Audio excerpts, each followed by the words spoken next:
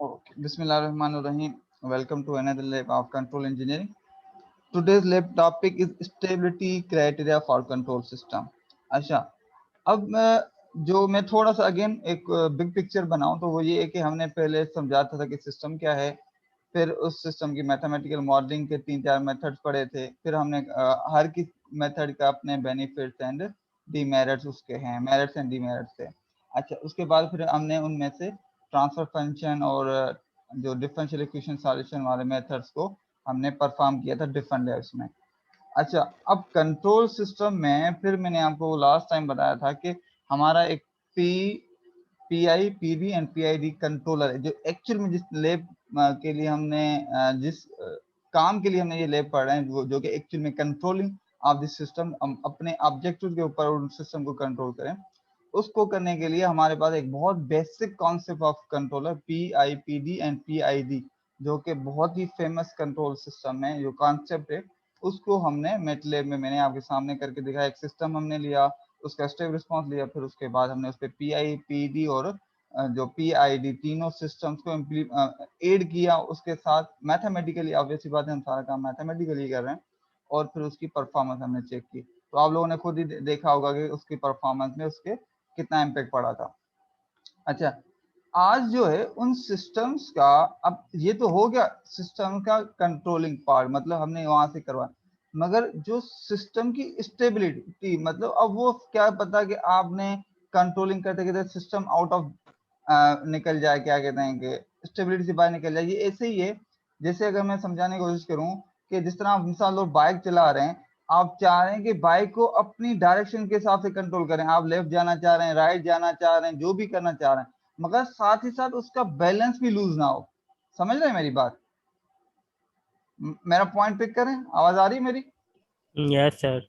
हाँ, तो अब बाइक चलाते हैं हम तो कहते हैं कि ठीक है, हम आप जो चाह रहे हैं, मगर उसका बैलेंस भी लूज ना हो। तो अब उसकी फिर कुछ कंडीशन होती है। फॉर सपोज आपको बहुत शार्प टर्न लेना है, सपोज करें कि आप जा रहे हैं और एकदम सीधे रोड पे तकरीबन 90 एंगल का टर्न आ जाता है, क्या आप उसको 100 की स्पीड से टर्न लेंगे? ऑब्वियसली बात है नहीं, क्योंकि आप अगर स्पीड ज्यादा है तो उसके लिए ये कि आपके पास 90 का जो टर्न आए तो उसमें एक किस्म का सर्किल टाइप बन होना चाहिए, कर्वेचर टाइप का होना चाहिए, ताकि आप उसको बैलेंस मोड में वहां से निकाल सकें। तो ये क्या है, कंडीशंस हैं for the system to be in stable और इक्विलिब्रियम पोजीशन।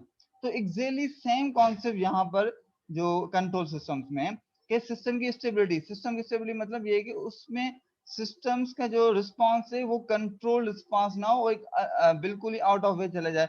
मैं ऐसे कहूँ कि मिसाल लो, आप गाड़ी की स्पीड देना चाह रहे हैं कि 100 पे, वो पता चले कि गाड़ी की स्पीड बिल्कुल ही एक आउट ऑफ कंट्रोल हो जाए, और वो डायरेक्शन आप लेफ्ट में करना चाह रहे हैं, उसको लेफ्ट में मोड़ रहे हैं और लेफ्ट में मुड़ ही नहीं रही, या जितना आप मोड़ना चाह रहे हैं उतनी नहीं मोड़ रही। तो ये क्या है, सारे वो फैक्टर्स है जो एक्चुअल में प्रॉपर कंट्रोल नहीं हो रहा वहां पर, और वो उसको हम कहेंगे आउट ऑफ बैलेंस या आउट ऑफ कंट्रोल सिस्टम, या जो भी उसको मतलब टर्म कहें।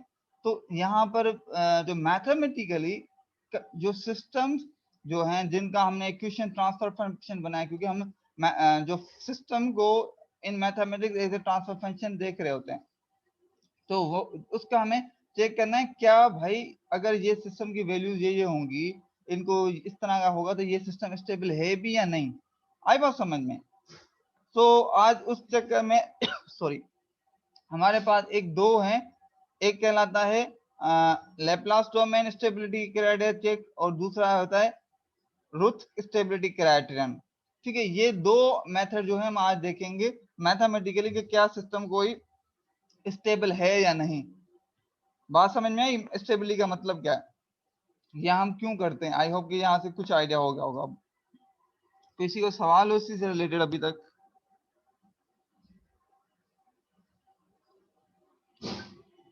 No sir.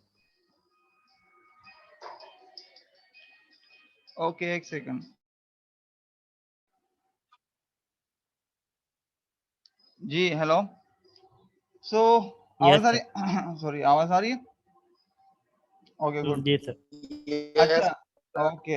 अभी जो हम तो थे कि ये सिर्फ समझा कि स्टेबिलिटी का मतलब क्या होता है, ये हो गया। अब हम आते हैं, अब ये हमारे पास दो क्राइटेरिया है मैथमेटिकली एक सिस्टम जिसको हम कहते हैं कि सिस्टम का जब हम मैथमेटिकल मॉडलिंग करेंगे ट्रांसफर फंक्शन में, तो उस टाइम उधर से फिर हम किसी तरीके से उसकी स्टेबिलिटी मालूम कर सकते हैं। मतलब मैंने एक सिस्टम की मैथमेटिकल मॉडल बनाया, उसको फिजिकल में कन्वर्ट करने से पहले पहले मैं मैथमेटिकली चेक करूं क्या वो वहां पर सिस्टम मेरा स्टेबल होगा नहीं होगा। अच्छा, अब क्योंकि हम सिस्टम्स को रिप्रेजेंट करते हैं with the help of the transfer function, तो ट्रांसफर फंक्शन में क्या चीजें होती हैं, याद है ट्रांसफर फंक्शन क्या होता है, याद है किसी को? आउटपुट अपॉन इनपुट, यहाँ जिसको यूं कहा जाता है x Y upon S divided by x of S, उसको हम उसमें दो चीजें होती हैं, सिंपल वर्ड्स में कहें, जो ऊपर आपके पास इसमें होता है उसको हम कहते हैं न्यूमरेटर, दूसरा होता है डिनोमिनेटर, याद है? Yes sir. Yes sir. Okay good. अच्छा मुझे ये बताएं, ये थ्योरी में कर लिया क्राइटेरिया दोनों? ये मेरे ख्याल में आप लोगों ने कर लिए होंगे क्योंकि अभी फाइनल के करीब में ये तो क्राइटेरिया हो चुके होंगे। नहीं किए सर। अभी नहीं किए? No sir. चलो ठीक है, मैं पूरी सर कोशिश करूंगा कि इसको समय मेरे ख्याल में हो गए होंगे। सर जी जी। सर ये आपकी लैब जो है वो कहाँ तक सबमिट करवानी है? मैंने डेट हर लैब के बाद ना उसकी डेट दे रहा हूँ। अभी तक जो है ना चंद स्टूडेंट्स ने शेयर लैब सबमिट करवानी है, ये एलएमएस पे सबमिट करवानी है। अब मैंने इसकी लास्ट डेट रखी है 1 जुलाई, मतलब 1 जुलाई से पहले पहले आप अपनी सारी लैब जो हैं वहां पर जो है अपलोड कर दें टास्क। ठीक है, मैंने ये मार्जिन आप लोगों को अब मतलब दे दिए। सर 7 लैब तक करवानी है? नहीं नहीं नहीं, मैं आज करवा रहा हूँ नहीं, लास्ट टाइम मैंने जो लैब करवाई थी PDPID, ये मेरे ख्याल में लैब नंबर 12 एंड 13 थी, क्योंकि वो उससे रिलेटेड थी जो लैब यस नंबर सर। 7 थी, तो उस वजह से मैंने साथ ही करवाया था, तो कनेक्टिविटी थी उनकी लैब्स के साथ ना। और बाकी रिमेनिंग मेरे हमारी स्टेबिलिटी की लैब्स रहती हैं और फ्री रिस्पॉन्स की, ये जो लास्ट लैब्स हैं जो मैं करवाऊंगा अगले वीक इंशाल्लाह, अगले वीक में ये कंप्लीट हो जाएंगी, तो ओवरऑल लैब्स हमारी कंप्लीट हो जाएंगे इंशाल्लाह। तो सर इसका जो है वो एग्जाम हमारे कब होंगे इसके लैब के? अभी एग्जाम्स के हवाले से मैं ना आपके एचओडी से बात करके फाइनलाइज करके आप लोगों को बताऊंगा कि क्या करना है, ठीक है? ठीक है। ओके, क्लियर है? Yes sir. ओके, तो अच्छा मेरी अभी तक जितनी भी लेब्स की मैंने पूरी कोशिश की आप लोगों को पूरा समझना, जो मेरी लेब्स वीडियो जो हमारी जिस तरह अभी रिकॉर्ड्स हो रही होती हैं इनको आप पूरा देखेंगे तो इंशाल्लाह आप लोग इजीली लेब्स को परफॉर्म कर सकेंगे। सो अब देखते हैं डिपार्टमेंट से मैं बात करके फाइनलाइज स्टडी क्या है फिर बताऊंगा। तब तक के लिए आप अपनी प्रैक्टिस जो है ना वो इन वीडियोस को देख के जिन्होंने अटेंड नहीं किया है तो जरूर कर लें। फिर हमारे पास इतना ज्यादा मिसाल जिस तरह पूरा सेमेस्टर नहीं मिलेगा, ये ध्यान में रखिएगा।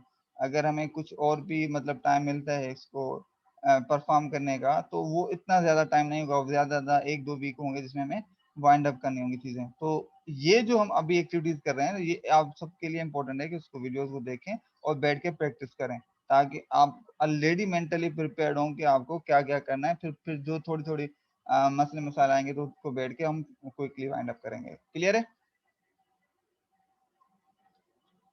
अच्छा, अभी हम टॉपिक से हम हट गए थोड़ा, हम क्योंकि फिर ये डिस्कस करना शुरू कर गए। अभी मैं जिक्र कर रहा था ट्रांसफर फंक्शन। ट्रांसफर फंक्शन में जब हम करते हैं तो दो चीजें आती हैं, एक न्यूमरेटर पार्ट होता है जिसको हम n से नॉर्मली रिप्रेजेंट करते हैं, दूसरा डिनोमिनेटर जिसको नॉर्मली d से रिप्रेजेंट कर दिया गया आता है। यहाँ तक बात क्लियर हो गई? मुझे यस जवाब नहीं आ सर। रहा है। Okay good. अच्छा, अब न्यूमरेटर्स के जो रूट्स होते हैं, रूट्स किसको बोलते हैं कि आपको पता है, ये हम किसी भी इक्वेशन के वो फैक्टर जो उस इक्वेशन की कंडीशन को सेटिस्फाई कर रहे हैं उसको हम रूट्स कहते हैं। ये हम फर्स्ट 7-8 क्लास से पढ़ते आते रहते हैं, पहले क्वाड्रेटिक के रूट्स निकालो फला, फिर पॉलिनॉमियल के रूट्स एंड सो ऑन, ये मतलब आप लोगों को आइडिया। हमें इतने ज्यादा उसकी एफर्ट नहीं करनी पड़ेगी क्योंकि हमें मेटलेब हेल्प कर रहा है इस तरह की चीजों में करने के लिए।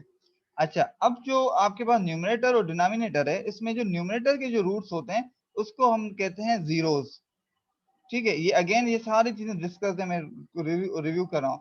न्यूमरेटर के रूट्स को हम जीरोस कहते हैं और जो डिनोमिनेटर के रूट्स होते हैं उसको हम कहते हैं पोल्स। ठीक है, सो आपके पास जीरोस एंड पोल्स से एक्चुअल में हमें पता चलता है सिस्टम की स्टेबिलिटी का, जिसको हम कहते हैं कि लेप्लास डोमेन के थ्रू हम सिस्टम की स्टेबिलिटी मालूम कर रहे हैं। अब हो गया, एक सपोज करें फंक्शन है जिसका जो डिनोमिनेटर है 134, तो इसको रूट्स का एक फंक्शन है, उस रूट्स में जहां पे डिनोमिनेटर के हमने कोएफिशिएंट सेव किए हैं वो इसको एज ए आर्गुमेंट देंगे तो हमें पोल्स मिल जाएंगे। Same pattern for the zeros, zeros भी क्या है, जो न्यूमरेटर के कोएफिशिएंट्स है उसको एज ए वेक्टर फॉर्म में लिखो और उसको फिर रूट फंक्शन में एज ए आर्गुमेंट दो, और तो आपके पास जीरोस एंड पोल्स आ जाएंगे। ठीक है, अब सपोज करें कि आपके पास एक सिस्टम है, अब उसको जो हम जीरोस पोल्स का स्टेबिलिटी चेक करेंगे, वो कैसे करेंगे? उसके लिए बहुत सिंपल तरीका, उसके लिए हमें निकालना पड़ता है उसका एस प्लेन। एस प्लेन में अगर आपके पास उसके जीरोस और जो पोल्स है ना वो लेफ्ट साइड में, तो हम कहेंगे सिस्टम इज स्टेबल। ये दिख रहा है, a system is said to be stable if all poles, क्योंकि पोल्स एक से ज्यादा भी हो सकते हैं, लाइज, पोल्स कौन सी चीजें हैं? जो डिनोमिनेटर के जो रूट्स हैं, डिनोमिनेटर के रूट्स हैं, अगर एस प्लेन में वो सारे लेफ्ट साइड पे हैं तो हम कहेंगे सिस्टम इज स्टेबल। अगर वो क्या कहते हैं राइट साइड पर है एस प्लेन में, एक भी हो, फॉर सपोज 10 पोल्स हैं, 10 पोल्स में 9 लेफ्ट साइड पे और एक जो है आपके पास राइट साइड पे, तो तब भी सिस्टम कहेंगे अनस्टेबल है। अगर फॉर सपोज सिस्टम आ जाता है जो पोल्स हैं वो इमेजिनरी लाइन के ऊपर आ जाता है, क्योंकि जो आपके पास एस प्लेन होता है ना, इसको जो एक्स वाई लाइन होती है इसको हम कहते हैं इमेजिनरी लाइन। अगर इमेजिनरी लाइन में पोल्स आ जाते हैं तो उसको हम कहेंगे ये मार्जिनल सिस्टम स्टेबल है, मतलब ना ये प्रॉपर स्टेबल है ना प्रॉपर अनस्टेबल है, ये मार्जिनल स्टेबल सिस्टम है। ठीक है, तो ये हो गया आपके पास इसके क्राइटेरिया। अब सवाल पैदा होता है कि इसको एक्सप्लेन निकालेंगे कैसे? अगेन हमें मैटलैब इसमें हेल्प करेगा। बहुत ही सिंपल सा तरीका है, मैं आपको एक चीज में यही कोड ना कॉपी करके दिखाता हूँ ताकि वहां से स्क्रीन शेयर हो रही है, स्क्रीन शेयर हो रही है MATLAB? Yes sir, yes yes sir. Sir. Okay good. Okay, तो मैं जो हूँ ऑलरेडी आप लोगों के पास ये 3-4 लाइनें मैंने आपको कहा है कि हमेशा लिखा करें, कौन सी? CLC clear all, close all.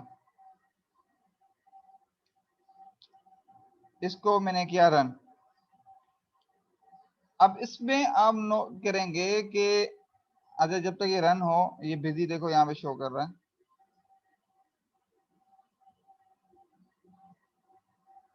Okay, अब ये इसको समझाने से पहले मैं आप यहाँ पे आता हूँ।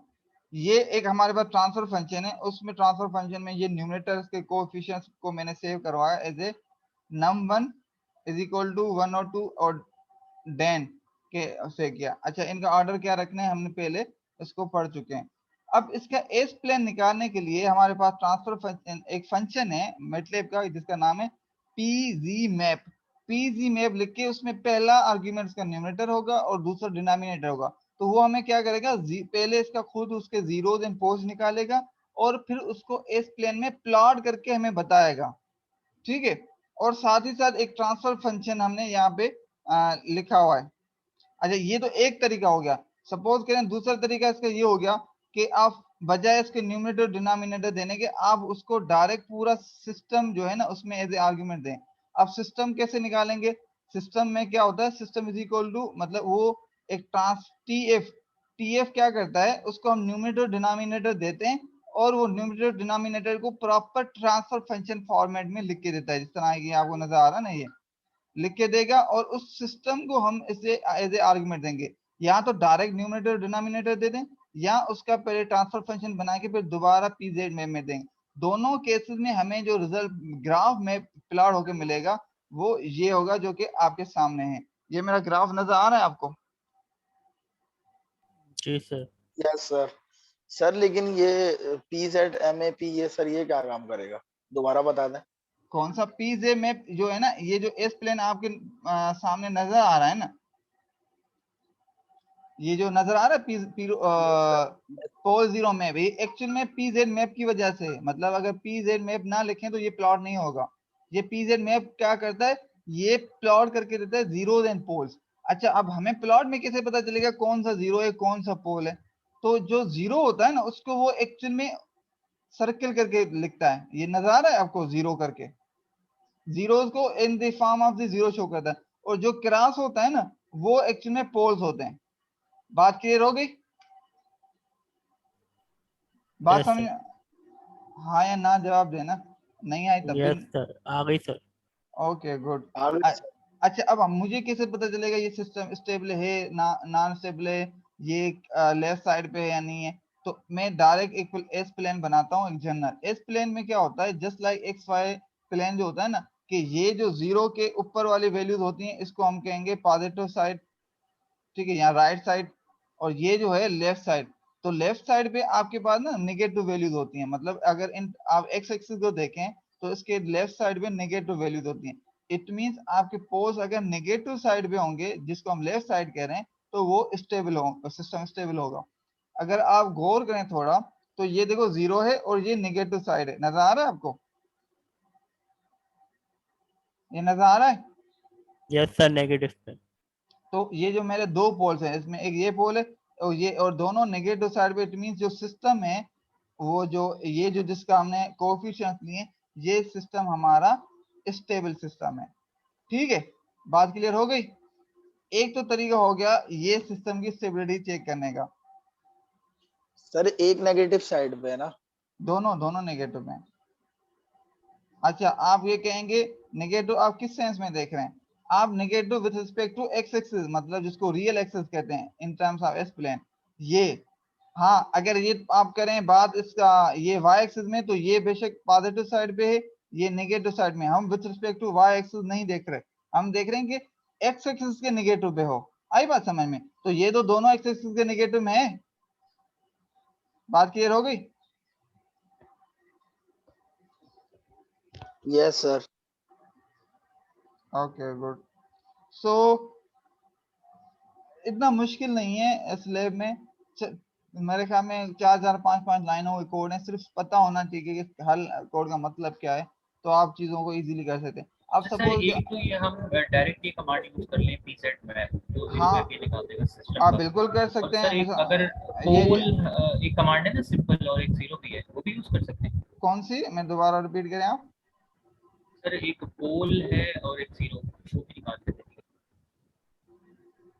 ये अलग अलग कमांड है। आप कह रहे हैं अलग अलग कमांड्स कहाँ पर हैं?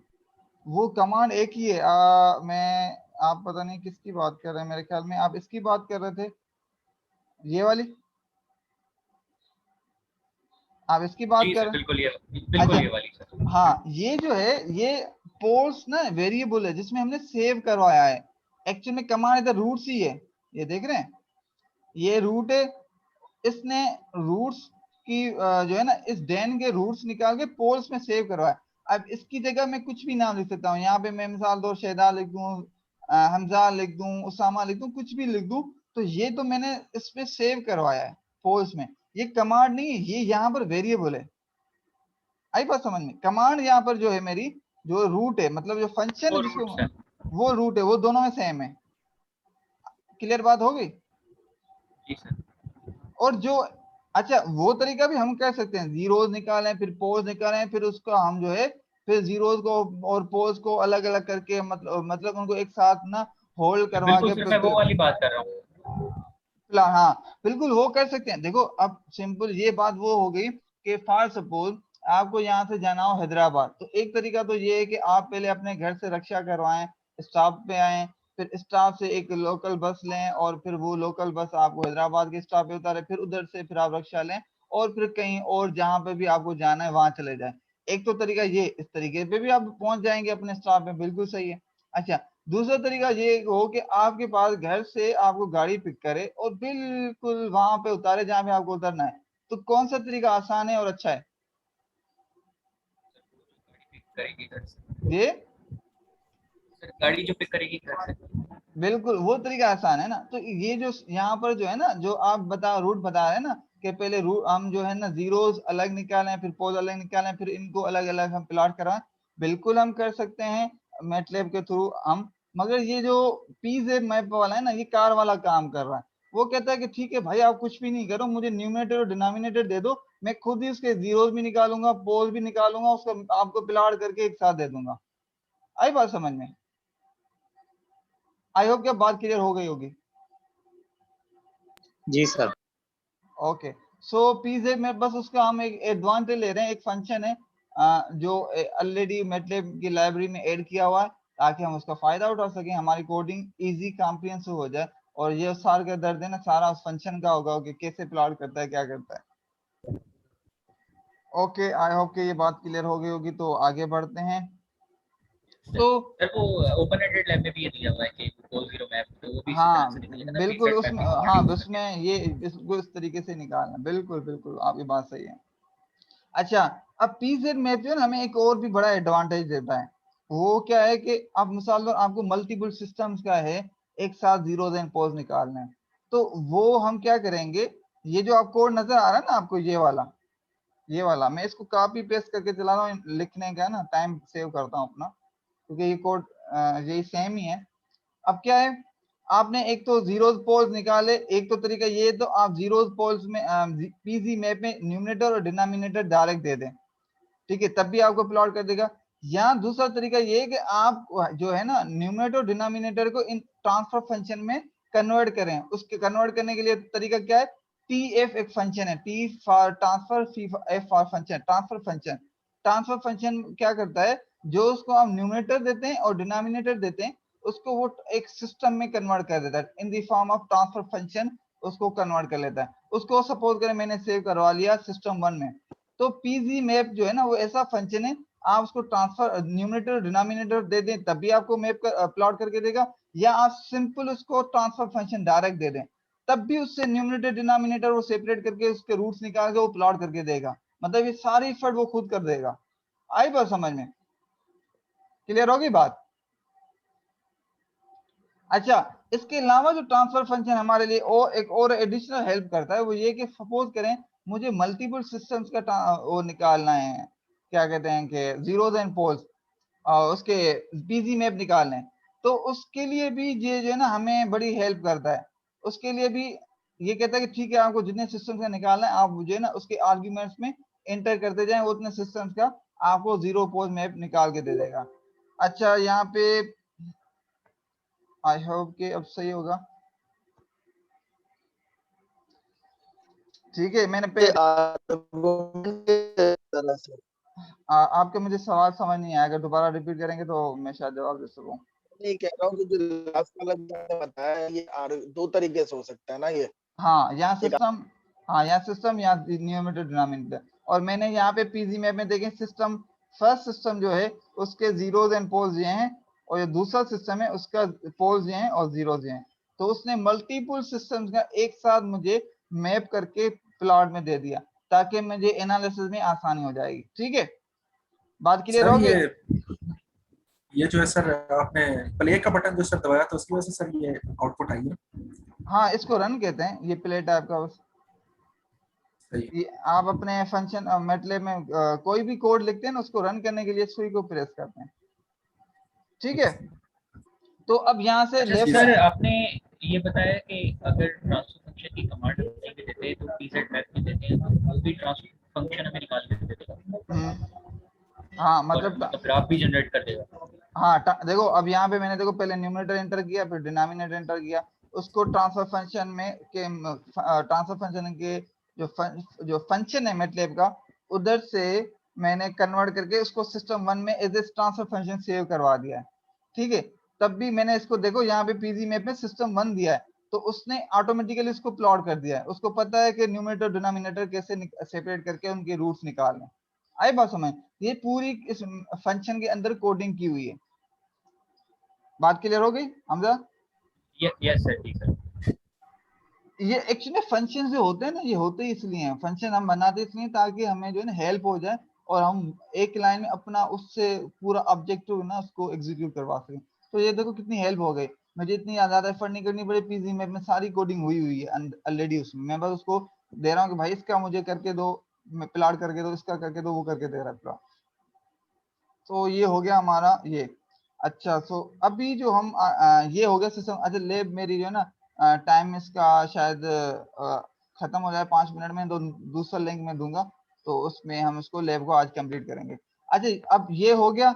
सो अब देखें यहाँ पे आपको देखें, ये जो सेकंड सिस्टम है उसके भी पोल्स जो है ना आपके इस अभी भी जो है नेगेटिव साइड पे, देखें यहाँ पे नेगेटिव साइड पे, तो हम कहेंगे जो सेकंड सिस्टम है और फर्स्ट सिस्टम दोनों स्टेबल हैं इस केस में जो हमने दिए हुए हैं। अब वैल्यूज कोएफिशिएंट चेंज करेंगे, हो सकता है सिस्टम की स्टेबिलिटी भी आउट हो जाए, डिपेंड करता है कि आप वैल्यूज क्या देते हैं। अच्छा, अब ये वो क्राइटेरिया पता चल गया। अच्छा, अब दूसरा यहाँ पर जो एक होता है, एक चीज जो थी जब हम second order first order discuss कर रहे थे, स्पेशली सेकंड ऑर्डर सिस्टम में, उसमें दो तीन चीजें थी। एक था कहते थे हम dam, critically dam, over dam, under dam, याद है किसी को?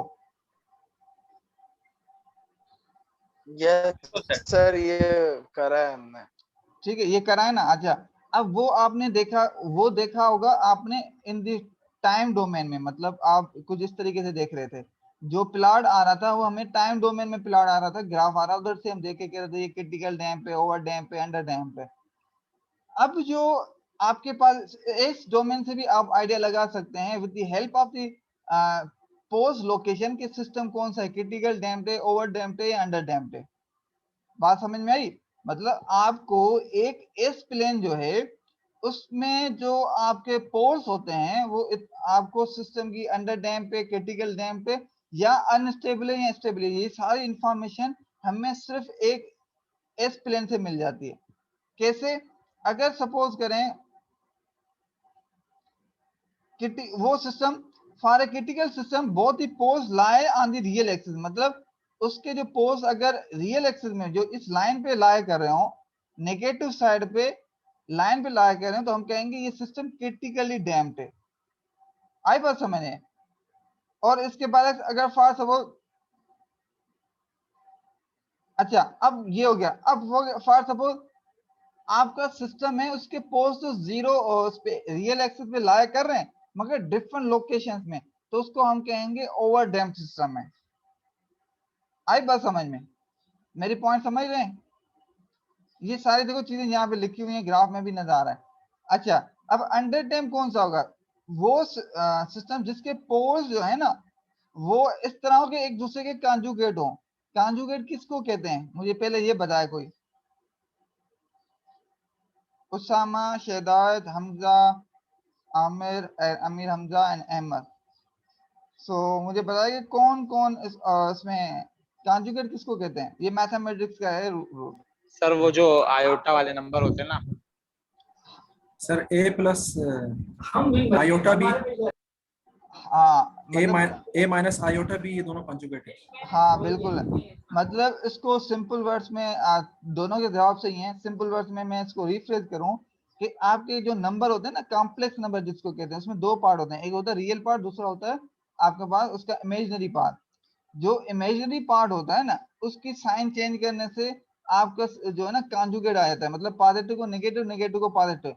तो आप नोट करें कि ये दोनों एक लाइन पे खड़े हैं, मतलब इन दोनों का जो इमेजिनरी जो पार्ट है ना, इन दोनों कॉम्प्लेक्स नंबर, क्योंकि एस प्लेन जो होता है वो कॉम्प्लेक्स होता है, उसकी जो होता है ना वो कुछ यूं होता है, गामा प्लस जो ओमेगा, एस की जो वैल्यू है ना आप लोगों ने पढ़ी होंगी ये सारी, ठीक है, ये थ्योरी का पार्ट है ज्यादातर जो पढ़ा होगा। तो अब इसमें जो रियल पार्ट है ना वो दोनों सेम है, मगर इमेजिनरी पार्ट अगर नोट करें जिसको एक्चुअल में ये जो वाई एक्सिस में इमेजिनरी पार्ट है, तो ये एक दूसरे के कॉन्जुगेट है। तो जब पोल्स एक दूसरे के कॉन्जुगेट पे हो तो हम कहेंगे वो अंडर डैम्प्ड सिस्टम है। बात समझ में आ गई मेरी अब? तो ये मैंने आज जो है आपको सिस्टम की स्टेबिलिटी किट और उसकी जो कौन सी डैम्पिंग है, अंडर डैम और क्रिटिकल डैम या ओवर डैम्ड है, वो with the help of the poles, मतलब एक ही आपके इस प्लेन से सारी चीजें मिल जाती हैं। और ये जो है आपके पास जो है उसकी एक क्या कहते हैं कि एक ग्राफिकल फॉर्म में उसको आपके पास आ गया। ठीक है, सो अब मैं जो हूँ आपको फॉर सपोज ये सिस्टम है, आपको कहा जाए इसकी स्टेबिलिटी निकालें, तो क्या करना होगा? पहले इसकी न्यूमरेटर को लिखें, यहाँ पे न्यूमरेटर आ गया, डिनोमिनेटर के कोएफिशिएंट्स के प्रॉपर फॉर्मेट में लिखें, ये देखो आ गया। पहले